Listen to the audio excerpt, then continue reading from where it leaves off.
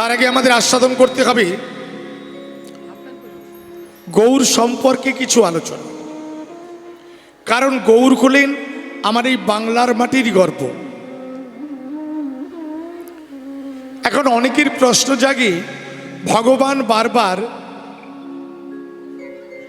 কেন বাংলার মাটিতে আসে,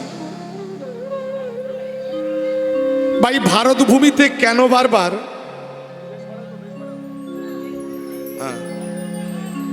এই ভারত ভূমিতে বারে বারে ভগবান আসেন কেন? তা একদিন মহানামব্রত ব্রহ্মচারী তার শিষ্যগণ গুরুদেবকে প্রশ্ন করলেন, গুরুদেব, ভারতের মাটিতে বারবার বিভিন্ন রূপে ভগবান আসেন, কারণ ভগবান শ্রী নারায়ণ অবতার থেকে 10টি অবতার হয়েছিল। কুর্ম, বরাহ, নরসিংহ, বামন, বুদ্ধদেব, 10টি অবতার হয়েছিল। ত্রেতা যুগে রামচন্দ্র তিনিও ভারতের মাটিতে এসেছিলেন। দ্বাপর যুগে কৃষ্ণ তিনি ওই ভারত ভূমিতেই এসেছিলেন। আর কলিযুগে গৌরাঙ্গ মহাপ্রভু তিনি তো ভারত ভূমিতেই আমার এই বাংলার মাটিতে নবদ্বীপে এসেছেন। কিন্তু বাংলার মাটিতে আসে কেন, বা ভারত ভূমিতে আসে কেন? এতগুলো দেশ রয়েছে, সেখানে তো কই ভগবান আসে না?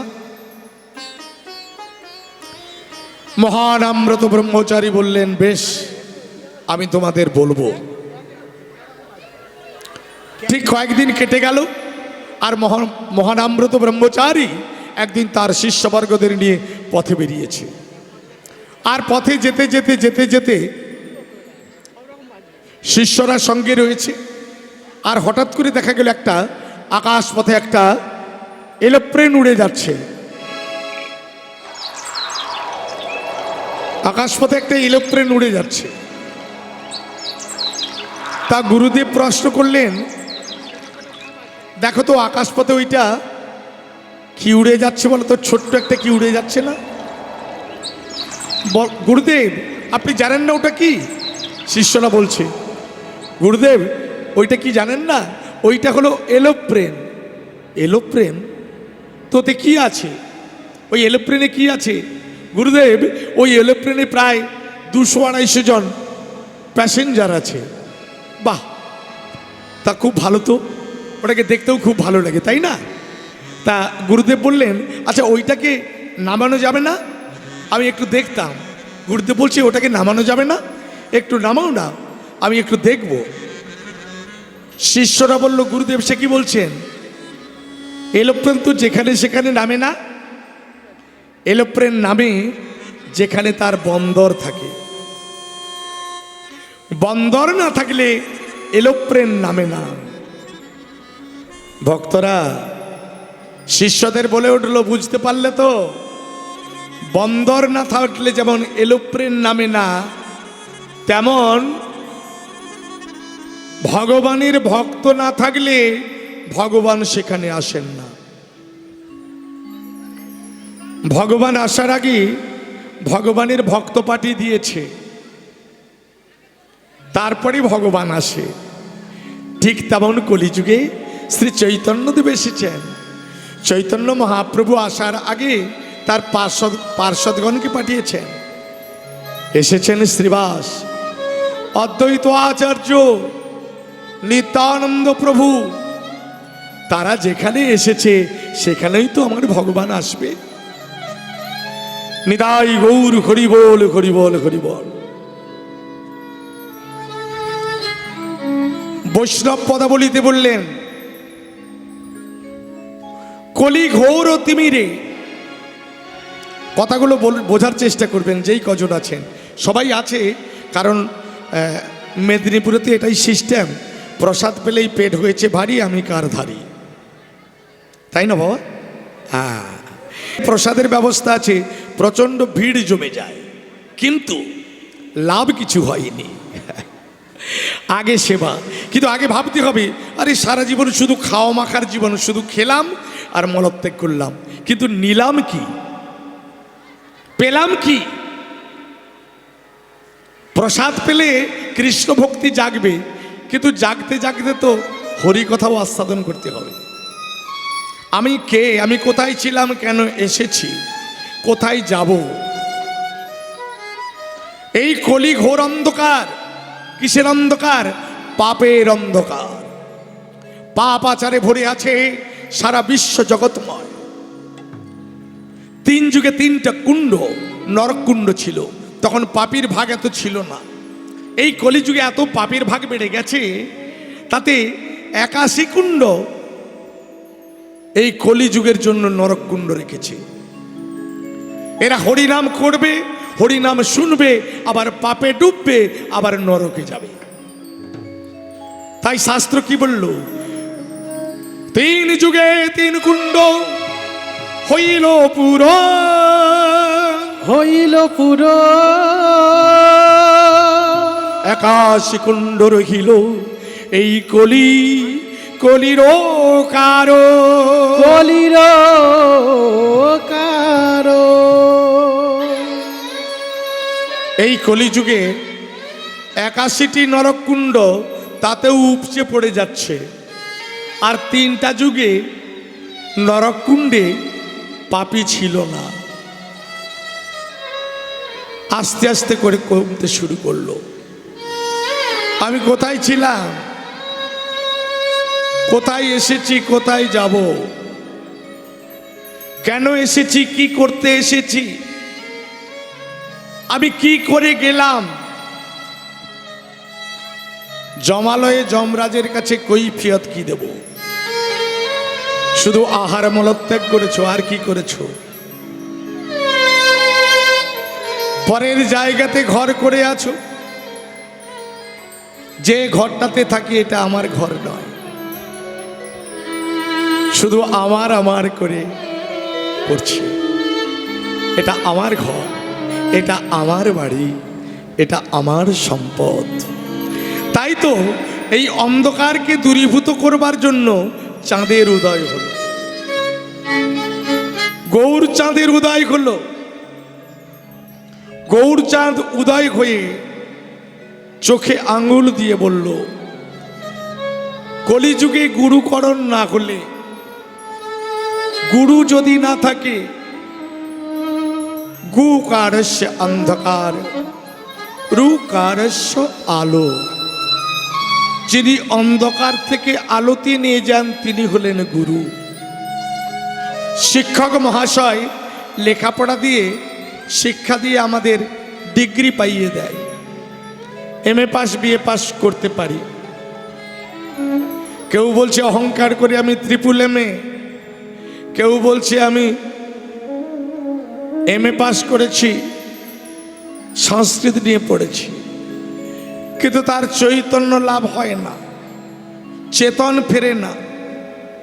যে শিক্ষায় পিতামাতাকে প্রণাম করে না, যে বিদ্যা অর্জন করে সাধুগুরু বৈষ্ণব লঘুগুরুকে সম্মান করে না, সে বিদ্যার মুখে ছাই,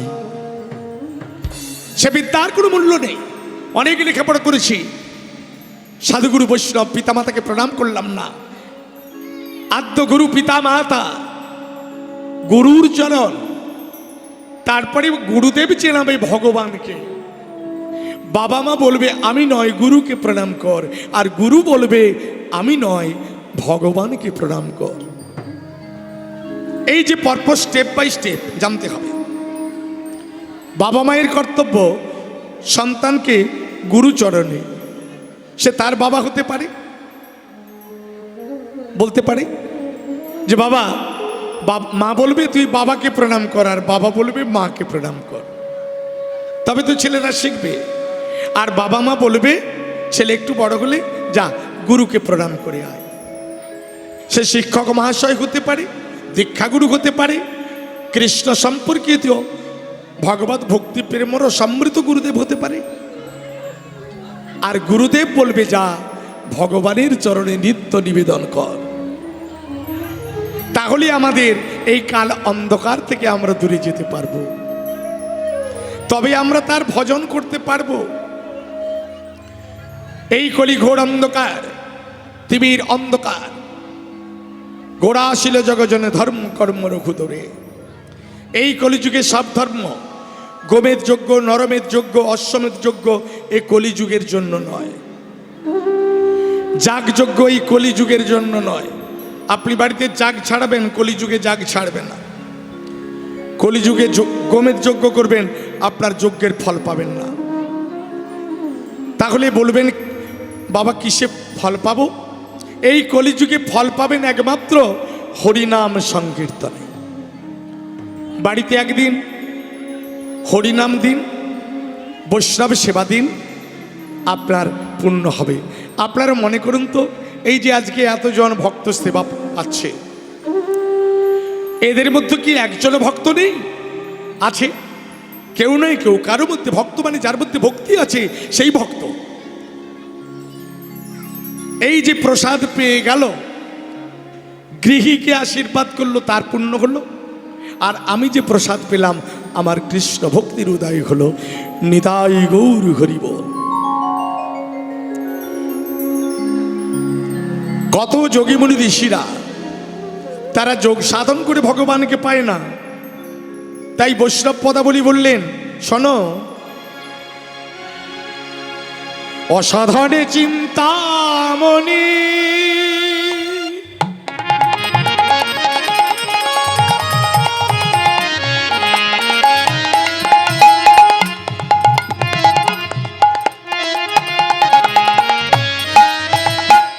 চিন্তামণি কে গো? গৌর করি আমার বিধি মিলা ইলোয়ানি।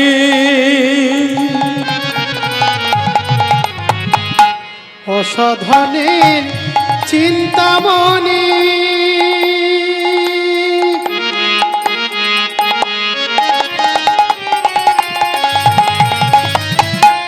বিধি বিনা ইলোয়ানি। গোরা বড়, গোরা বড় দয়ালো ঠাকুর। আমার গোরা বড়, গোরা বড় দয়ালো ঠাকুর। এমন হয় না আর হওয়ার নয় গো, এমন হয় না আর হবার নয় গো। তিনি যে সেধে এসেছে গো, এমন হয় না আর হবার নয় গো। তিনি যে সেধে এসেছে গো, এমন হয় না আর হবার নয় গো। বলি যারে দেখে তারে বলে, এমন হয় না আর হবার নয় গো। বলি প্রেম ভরি গৌর ভজ, যেতে সেতে না হৃদয় গৌর হরি হরি হরি বল। হরি হরি। এমন হয় না আর হবার, এমন হয় না আর হবার নয় গো। গোরা বড় দয়ালো ঠাকুর, আমার গোরা বড় দয়ালো ঠাকুর।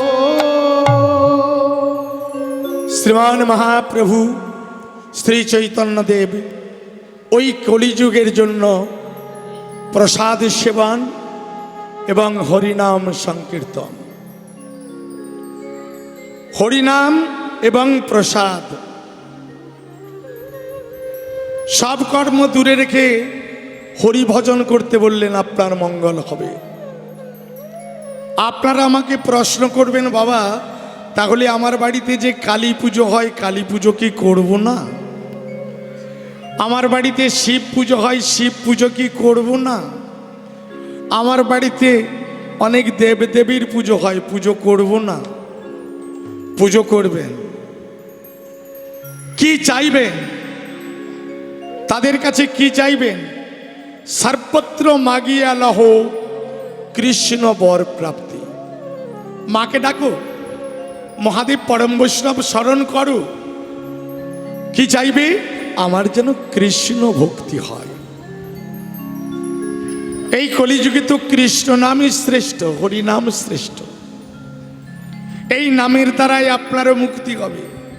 কিন্তু আমরা মা কালীর কাছে গিয়ে কি চাই? বলছি ভগবানকে স্মরণ করো, ভজন করো, সাধন করো, দেবতাগণকে ডাকো, তবে কিছু চেয়েও না, চাইলে কম পড়ে যাবে। যত চাইবে তত কম পড়ে যাবে। তাকে না চাইলেই পাওয়া যায়। কি বলছে? তাকে না চাইলে পাওয়া যায়, তাকে না চাইলে পাওয়া যায়, না চাইলে পাওয়া যায়, তাকে না চাইলে পাওয়া যায়, না চাইলে, না চাইলে পাওয়া যায়, না চাইলে পাওয়া যায়, চাইলে পাওয়া যায়, না না চাইলে পাওয়া যায়, না চাইলে পাওয়া যায়, না চাইলে পাওয়া যায়, না চাইলে পাওয়া যায়। না চাইলে পাওয়া যায়, না চাইলে পাওয়া যায়। কি বললেন? না চাইলে পাওয়া যায়। আবার এক কথা ঘুরিয়ে দাও, না চাইলে পাওয়া যায়, না চাইলে পাওয়া যায়। যায়, না চাইলে পাওয়া যায়। আস্তে। তাকে নাচিয়েছিল কে? হৃদয় চৈতন্য প্রভু, না চাইলে পাওয়া যায়। হৃদয় চৈতন্য প্রভু, না চাইলে পাওয়া যায়। হৃদয় চৈতন্য প্রভু হৃদয় মাঝে নাচিয়েছিল। হৃদয় চৈতন্য, হৃদয় গৌর হরি হরি হরি বল। হৃদয় চৈতন্য প্রভু হৃদয় মাঝে রাখো।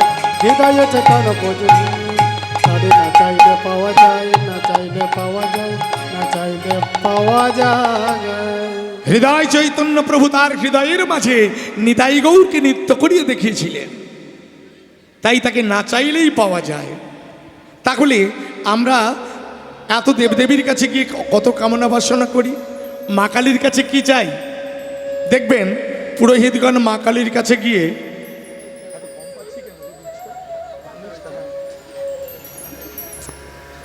এই বক্সটা ঘোরা, তো বক্সটা ঘোরা, একবারে একদিকে ঘোরা, জ্ঞান উঠবে, একটু ঘোরা। নিতাই গৌর হরি বল।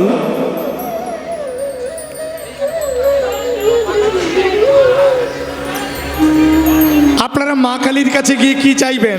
এখানে যারা আছে সকলেই তো কালীর ভক্ত, শিবের ভক্ত, হরির ভক্ত কজন? শিবের ভক্ত হয় কেন? শিবের ভক্ত হলে মনে ভাবে আমি যে শিবের ভক্ত হলাম, আমি গাঁজা খাবো। কি শিবের ভক্ত হলে গাঁজা খেতে পাবো? কিন্তু তাদের প্রশ্ন করুন তো, শিব গাঁজা খেয়েছিল দেখেছিস চোখে? কোন গাঁজা খেত? ওই দোলে দোলে গাঁজা। একজন ভক্ত, মালদাতে কালকে ছিলাম, একজন ভক্ত বলছে, দাদা এক আঙ্গুলে চলে? এক আঙ্গুলে কি চলে গো? এক আঙ্গুলে চলে মানে টিপ মেরে দেখাচ্ছে এক আঙ্গুলে চলে। আমি তো বুঝতে পারলাম না। তারপরে বলছে দু আঙ্গুলে চলে। মানে কি? মানে এক আঙ্গুলে কি? ওই যেটা দোলে দোলে খায়, টপাক করে দিয়ে দিল। আবার দু আঙ্গুলে কি চলে? হ্যাঁ, এক আঙ্গুলে চলে, দু আঙ্গুলে চলে। আবার কিছু কিছু জন আছে দেখবেন, ভালো করে মুখের মধ্যে একটা পান ভরে যা মাছুস মাছুস চিবাচ্ছে আর বলছে, মাঝে মাঝে পুছ ফেলাচ্ছে আর বলছে কীর্তন টীর্তন কেমন চলছে? আবার পুছ করে ফেলে দিচ্ছে, বলে কীর্তন কেমন চলছে? কীর্তন কেমন চলছে? দেখুন, আদ্যাশক্তি মহামায়া কালী, কালীর ভক্ত হয় কেন? হ্যাঁ, অনেকে কালীর ভক্ত হয়, বলে আমি মা কালীর ভক্ত, জয় মা তারা, জয় মা।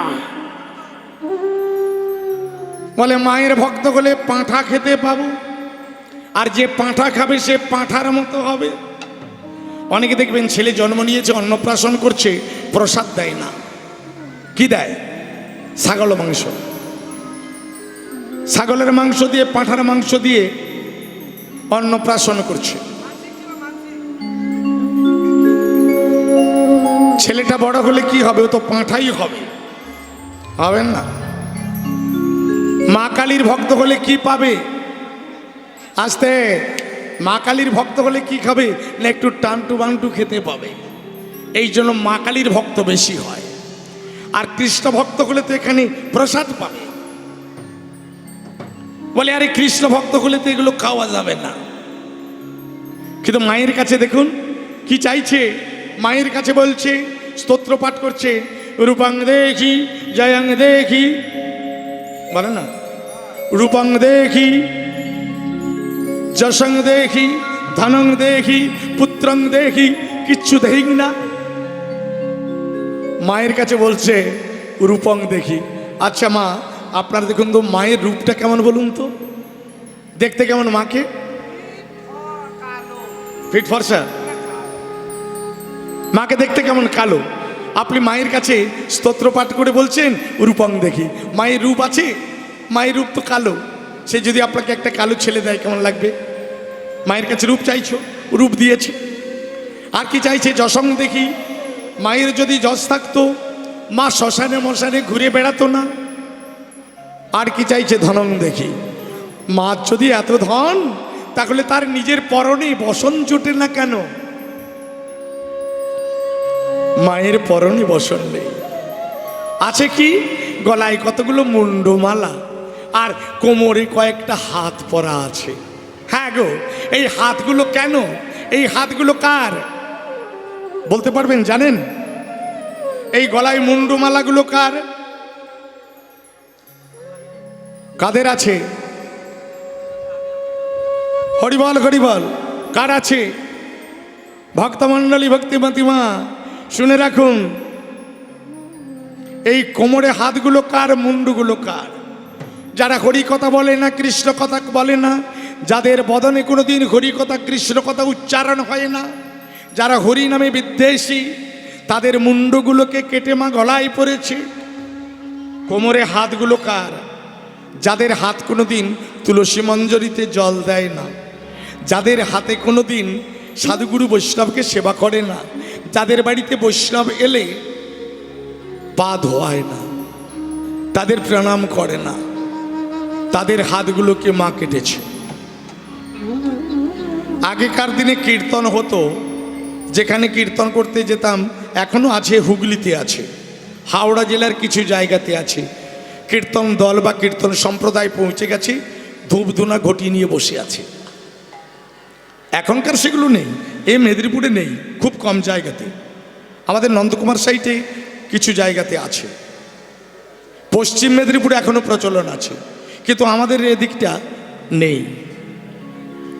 মা কি করেছে? যাদের কাদের হাতগুলো কেটেছে,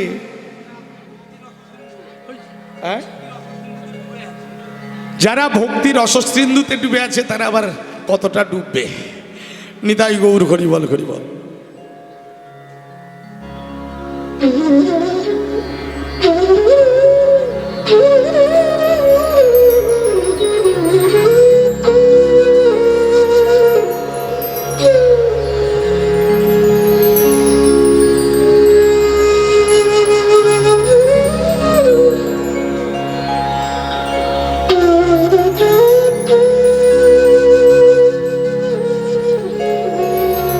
শ্রী গুরু নিতাই গৌর প্রেমানন্দে হরি হরি হরি বল। গৌর প্রেমানন্দে।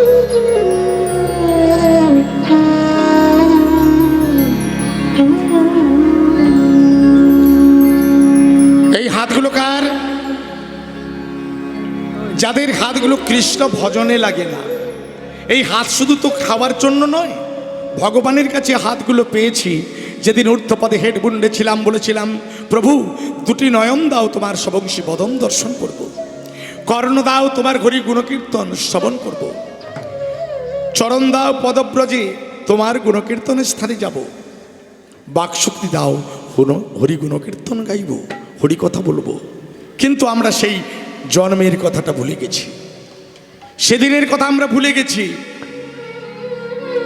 তাই যারা হরি বিদ্বেষী, যাদের হাতগুলোকে গোবিন্দ সেবায় লাগায় না, মায়ের চারটি হাত কি আছে? একটা হাতে খড়গ, একটা হাতে মুন্ড, আর একটা হাতে বলছে দাও দাও, আবার একটা হাতে বলছে নাও। কি চাইছে? এগুলো লক্ষ্য করতে হবে, বিচার করতে হবে যে চারটি হাত কেন? এই চারটি হাতে কি আছে? একটা হাতে খড়গ, একটা হাতে মুন্ড, আর একটা হাতে বলছে দাও, একটা হাতে বলছে নাও। কি দিচ্ছে আর কি নিচ্ছে? বলছে দাও, ভগবানের তোমার যত ক্রিয়াকর্ম সব আমাকে তোমরা দাও, আর ভগবানের কৃপা বস্তু আশীর্বাদ নাও। এই চারটে হাতের বিশ্লেষণ। আর একটা হাতে খড়গ আছে, হয় দাও না হলে নাও, আর যদি না দেবে তো হাতে আছে খড়গ। কি করব? মুন্ডু কাটবো, ঘাজাং করে দেব। তাই খড়গ নিয়ে মুন্ডুটাকে কেটে ধরে আছে। নিচেকে মহামায়া দুর্গা শ্রীগালিনীর বেশে তিনি রক্তগুলো পান করছে। কেন ওই রক্তগুলো পান করছে? কেন? অসুরের বীজ। অসুর কাকে বলে? যারা ভগবত বিদ্বেষী, হরিবিদ্বেষী, তারাই হলো অসুর। তাদের বীজ যদি ভূমিতে পড়ে তাহলে অসংখ্য অসুরের আরো জন্ম হবে। মাকে প্রশ্ন করলেন, মা তাহলে কি তুই মুন্ডু কেটে রক্ত খাস? হ্যাঁ রে, আমি খাই না। আমার দুপাশে কারা আছে বলতো? কে থাকে গো দুপাশে? মা কালীর দুধারে কারা থাকে? কারা থাকে? ডাকিনি আর জকিনি। আমি মুন্ডুগুলোকে কাটি, তাদের দিয়ে দিই। তোরা নেই, তোরা খা, তাদের দিয়ে খাইয়ে দিই।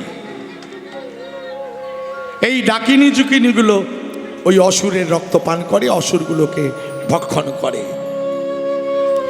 ভক্তমণ্ডলী, ভক্তিমতী মা, তাহলে মা কালীর কাছে পুজো করে কি চাইব? কৃষ্ণ প্রেম ভক্তি। তাই এই কলিযুগের নাম হলো হরিনাম সংকীর্তন। সবাই একটু জোর করে আমার সঙ্গে বলবেন। যারা সেবা করছে তাদেরকে হাত তুলতে হবে না, যারা দাঁড়িয়ে আছেন, বসে আছেন, তারা একটু জোর করে হাতটা তুলুন, আমার সঙ্গে বলুন হরে কৃষ্ণ। প্রেসারটা বাড়ান। যারা প্রসাদ পাচ্ছেন তারাও বলবেন হরে কৃষ্ণ, হরে কৃষ্ণ, কৃষ্ণ কৃষ্ণ হরে হরে, হরে রাম, হরে রাম। কই গো, কথা কোথায়? হরে রাম, রাম রাম, হরে হরে। প্রেসার হয়নি, এতজন আছে এখানে, বোমবাস্ট হয়ে যাবে, মানে বজ্রপাতের মতো শব্দ হবে। হ্যাঁ, যারা প্রসাদ পাচ্ছে তাদের তো শক্তি বাড়ছে, একটু জোর করে বললে হবে না? আরে যারা পায়নি তারা না একটু দুর্বল হয়ে আছে। হ্যাঁ, কি যারা প্রসাদ পাচ্ছেন তাদের প্রেসার বেশি নেই? আরেকবার বলুন তো দেখি কতটা হয় দেখবো। হরে কৃষ্ণ, হরে কৃষ্ণ, কৃষ্ণ কৃষ্ণ হরে হরে, হরে রাম, হরে রাম, রাম রাম, হরে হরে। কি হরে? কি হরে? কি হরে? পাপ হরে, তাপ হরে, জ্বালা হরে, দুঃখ হরে, ব্যথা হরে, কষ্ট হরে। এইবার বলবো হরি হরয়ে নম কৃষ্ণ যাদবায়ে নম, হরি হরে নম কৃষ্ণ যাদবায় নম, হরয়ে নম কৃষ্ণ যাদবায়ে নম, হরি হরি হরে নম কৃষ্ণ যাদবায় নম, যাদবায়ে মাধবায়ে কেশবায়ে নম, যাদবায় মাধবায় কেশবায় নম, যাদবায়ে মাধবায়ে কেশবায়ে নম, যাদবায় মাধবায় কেশবায় নম, গোপাল গোবিন্দ রাম শ্রী মধুসূদন। গোপাল গোবিন্দ রাম শ্রী মধুসূদন। আস্তে, আপনারা একটু আমার সঙ্গে বলবেন, বলবেন, আমি বলবো তারপরে আপনারা বলবেন, কেমন? হ্যাঁ, সবাই একটু বলুন তো দেখি। হ্যাঁ, বসো। হরি হরয়ে নম কৃষ্ণ যাদবায়ে নম, হরি এ তো পুরো জল যাদবায়ে মাধবায়ে কেশবায়ে নম। সবাই বলছেন তো? গোপাল গোবিন্দ রামে শ্রী মধুসূদন, গিরিধারী গোপীনাথী মদন মোহন। না না, পারবে, অভ্যাস করতে হবে, মাঝে মাঝে অভ্যাস করবেন, ঠিক হয়ে যাবে। ঘরে এটাকে বলবেন, ভালো লাগবে। প্রত্যেক দিন আমরা সারাদিন শুধু ঘুরে বেড়াই, নেচে বেড়াই, এত করি, কিন্তু একটু বসার সময় করি কি? 5 মিনিট করে তুলসী তলাতে বসবেন সময় দিয়ে। না পারলে খাটে যদি অন্য কোথাও কাজের মধ্যেও থাকেন সেখানে একটু বসে তাকে স্মরণ করে নেবেন, খেতে দেখবেন আস্তে।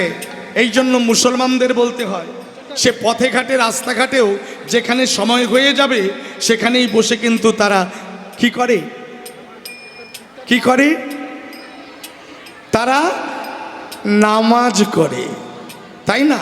কি বলছে? আপনারা নামাজটাকে বারবার বলে দেখুন তো, নামাজটাকে বারবার বলে দেখুন। বলছে সবাই একবার বলুন তো, নাম আজ, নামাজ, নাম আজ, নামাজ, নামাজ, নাম আজ, নামাজ। কালকে না, বলছে কালকে না, নাম আজ, নাম আজ, অর্থাৎ এখনই করো। কারণ মানবের জীবন হলো পদ্মপত্র নিরসম, এখনই আছি কোন মুহূর্তে। যেমন গত কয়েকদিন আগে হরিনাম করতে গেলাম, হরিবাসরের শেষে প্রায় 8টা দল ছিল, একজনের স্ট্রোক হয়ে গেল। কি নিতাই গৌর হরি বল হরি হয়ে গেল। আর বলা হবে?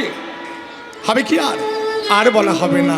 তাহলে নাম আজ, এই নাম আজ করো, আজই করো, এখনই করো। কখন চলে যাবে জানতে পারবে না। সবাই একবার বলি, হরি হরয়ে নম কৃষ্ণ যাদবায়ে নম, হরি হরয়ে নম কৃষ্ণ যাদবায়ে নম, যাদবায়ে মাধবায়ে কেশবায়ে নম, যাদবায়ে মাধবায়ে কেশবায়ে নম, গোপাল গোবিন্দ রামে শ্রী মধুসূদন, গোপাল গোবিন্দ রামে শ্রী মধুসূদন, গিরিধারী গোপীনাথে মদন মোহন, গিরিধারী গোপীনাথ মদন মোহন, শ্রীরূপ শ্রী সনাতন ভট্ট রঘুনাথ, শ্রীরূপ শ্রী সনাতন ভট্ট রঘুনাথ, শ্রীজীবী গোপাল ভট্ট দাসী রঘুনাথ। শ্রীজীবী গোপাল ভট্ট দাস রঘুনাথ, মনের আনন্দে বল হরি ভজ বৃন্দাবন, মনের আনন্দে বল হরি ভজ বৃন্দাবন, শ্রী গুরু বৈষ্ণব পদে মজাই আমন। শ্রী গুরু বৈষ্ণব পদে মজাইয়া মন। অনেক বড় পদ তো, একটু ছোট করে কেটে কুটে করে মেকআপটা দিতে হবে, কেন লীলা গাইতে হবে তো। সেটা কি বললো আসতে? শ্রী গুরু বৈষ্ণব পদে মজাই আমন। গুরু কৃপাহীকে বললাম, গুরু ছাড়া কারো গতি নেই। আর এই নামের মুক্তি হলো একমাত্র এই হরে কৃষ্ণ মহামন্ত্র নাম। গোলকের বাঞ্ছিত প্রেম ধন হরি নাম সংকীর্তন, শ্রীমান মহাপ্রভু বিলাইল আচণ্ডালে। হাড়ি মুচি জোম চণ্ডাল কেওরা কাউকে বাদ রাখলেন না, জেলে কামার কুমোর কাউকে বাকি রাখলেন না, সবাইকে হরিনাম দিলেন। এই হরিনামে, হরিনামে, এই হরিনামে, হরিনামে যত নাম করবে তত আস্তে আস্তে করে হরি আপনার কাছে নামবে। ভগবান সব সহ্য করতে পারে, মানবের দুটো জিনিস সহ্য করতে পারে না। সে দুটো কি? একটা হলো অহংকার। কেউ যদি অহংকার করেছো তো মরেছ। দেখেন না, কত কোটি কোটি টাকা নিয়ে কতজন আপনার খাওয়ার পয়সা নেই, সারাদিনে 200-300 টাকা রোজগার করে কত কষ্ট করেন। আবার আপনাদের আমাদের রক্ত চুষে চুষে কোনো মানুষ কোটি কোটি টাকা জমা করে ফেলেছে।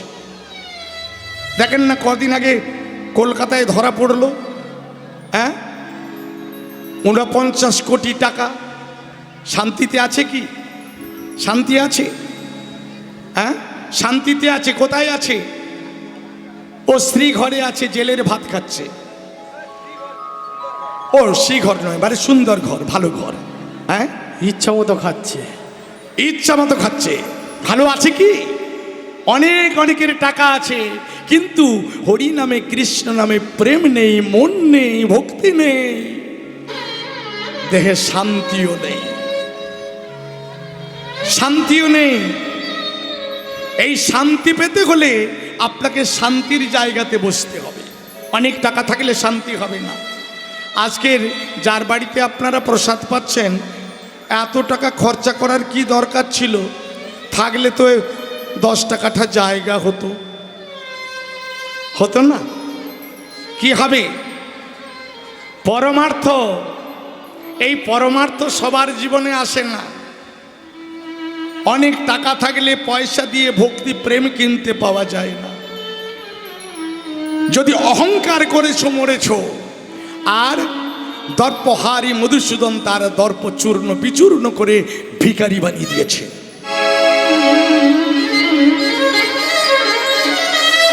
আর একটা জিনিস সহ্য করতে পারে না, কি?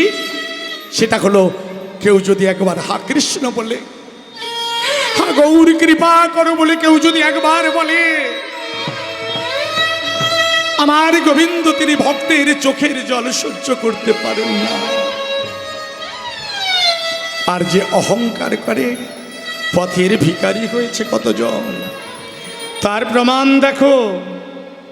চিরদিন চিরদিন কাহারও সমান নাহি যায়।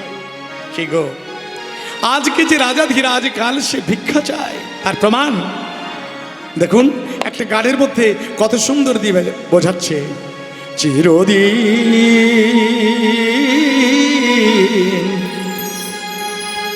কাহারও সমান নাহি যায়,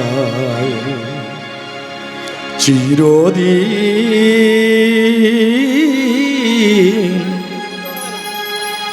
কাহারও সমান নাহি যায়, চিরদিন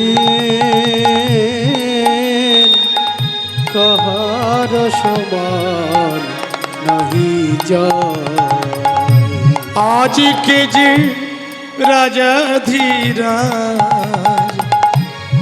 আজকে যে রাজাধীরাজ কাল সে ভিক্ষা চায়,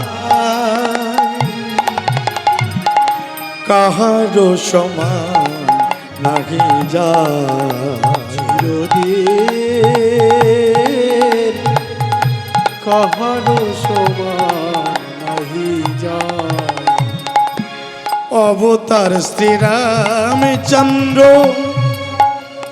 যিনি জানকীর পতি, তার হলো বনবাস, রাবণ করে দুর্গতি।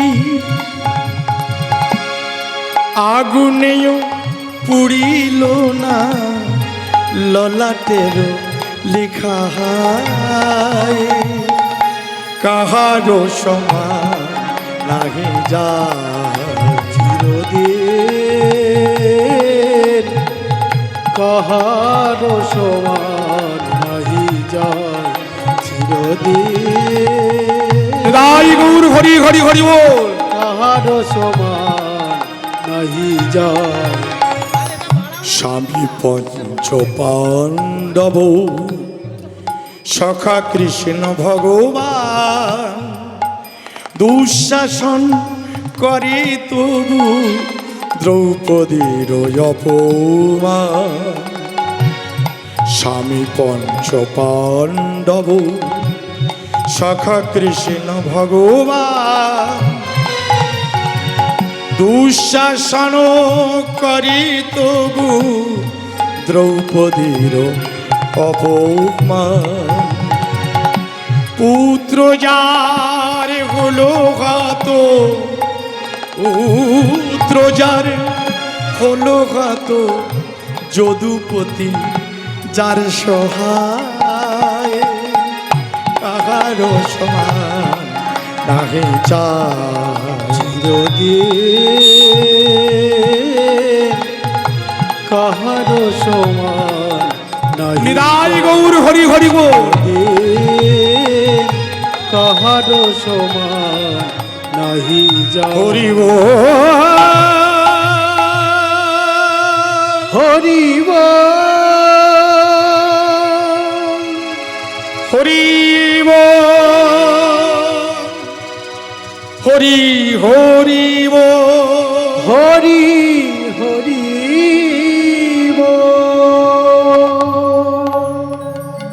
বৃন্দাবনে এক ভক্ত ছিল, যে ছিল মালিনী পুত্র। মালিনী মানে মালি জাতি, মানে ছোট জাতি। এই ছোট জাতি কারা? যারা হলো শূদ্র। শূদ্ররা ছোট জাতি। প্রতিটি মানবের দেহের মধ্যে ব্রাহ্মণ, বৈশ্য, ক্ষত্রিয়, শূদ্র, আমরা প্রত্যেকেই প্রত্যেকটা মানুষের মানবের দেহের একটু বিচার করে নিই, কোন জায়গাতে ব্রাহ্মণ থাকে, কোন জায়গাতে বৈষ্ণব থাকে, কোন জায়গাতে শূদ্র থাকে, আর কোন জায়গাতে ক্ষত্রিয় থাকে। এটা আমাদের জানতে হবে। এই দেহের মধ্যে শূদ্রের বাস কোথায়? শূদ্র হলো রাজাদের দাস হয়ে থাকতো। যারা সমাজের কর্ম করে তারা হলো শূদ্র। তাদের স্থান কোথায়? না হাঁটু থেকে নিচে, হাঁটু থেকে পায়ের দিকটা শূদ্র। বৈশ্য কোথায়? হাঁটু থেকে কোমর পর্যন্ত বৈশ্য। ক্ষত্রিয় কোথায়? আমাদের দেহের যত যুদ্ধ হয় এই যুদ্ধক্ষেত্রটা হচ্ছে কোমর থেকে, আমাদের বুক থেকে কণ্ঠদেশ পর্যন্ত, মানে ঠিক নাভির ওপর থেকে আর কণ্ঠদেশ পর্যন্ত হলো ক্ষত্রিয়।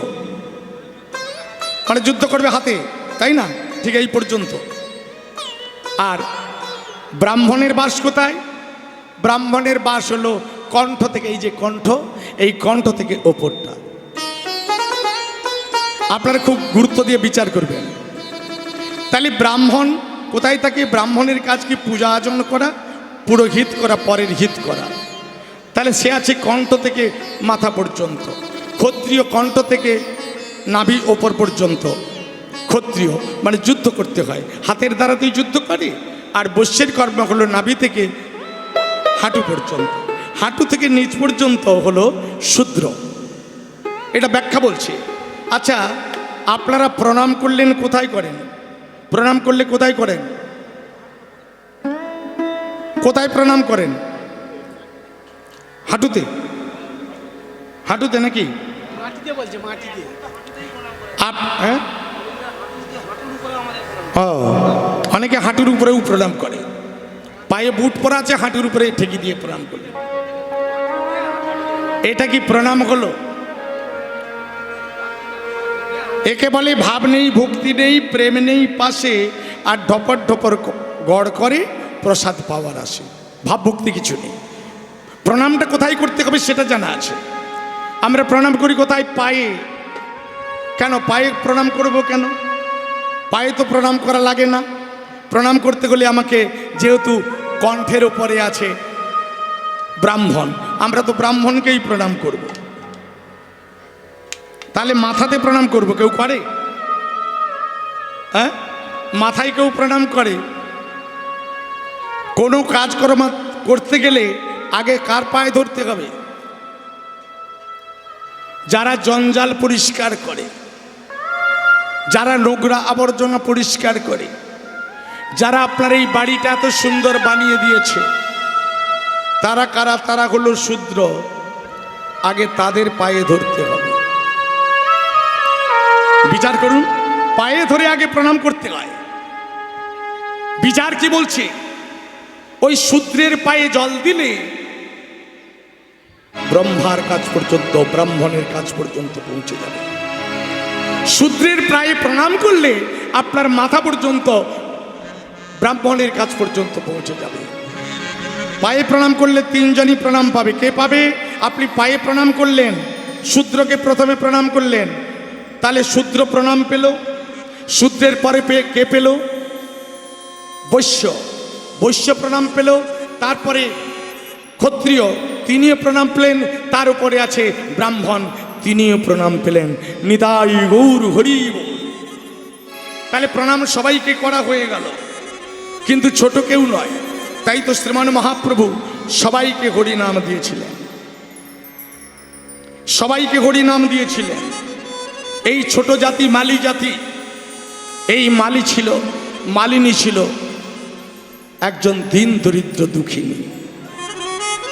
তার ছেলে ছিল অনিরুদ্ধ, সে ছিল ৫ম বৎসরের বালক। তখন হলো তার পিতৃবিয়োগ, পিতা মারা গেল। ছোট্ট ছেলে রেখে যদি কোনো বাবা চলে যায়, তার ছেলে মেয়ের দশা কি হয়? খাওয়া দিতে অনেক কষ্ট হয়, রোজগার করতে অনেক কষ্ট হয়। তাই মালিনী এক রাজবাড়িতে কর্মচারিণী হলেন। ওই রাজবাড়ির কর্মচারী হয়ে আস্তে আস্তে করে অনিরুদ্ধ বড় হলো। মা ছেলে দুজনেই কর্ম করে। কাজ করলে কি দিত? কাজ করলে দিত আধশের চাল। মায়ের জন্য এক পুয়ো, ছেলের জন্য এক পুয়ো আধশের চাল। আর ওই আধশের চাল নিয়ে মা ছেলে কি করত? মা ছেলে প্রত্যেক দিন এক পুয়ো রন্ধন করে গোবিন্দকে নিবেদন করত, তুলসী নিবেদন করত। আর মা ছেলে দুজনে প্রসাদ পেত। আর অর্ধেকটা চাল মাঝে মাঝে, আজকে যেমন অন্নদান হচ্ছে না, কিছু সঞ্চয় করে রেখে ভক্তদের উদ্দেশ্যে অন্নদান করত।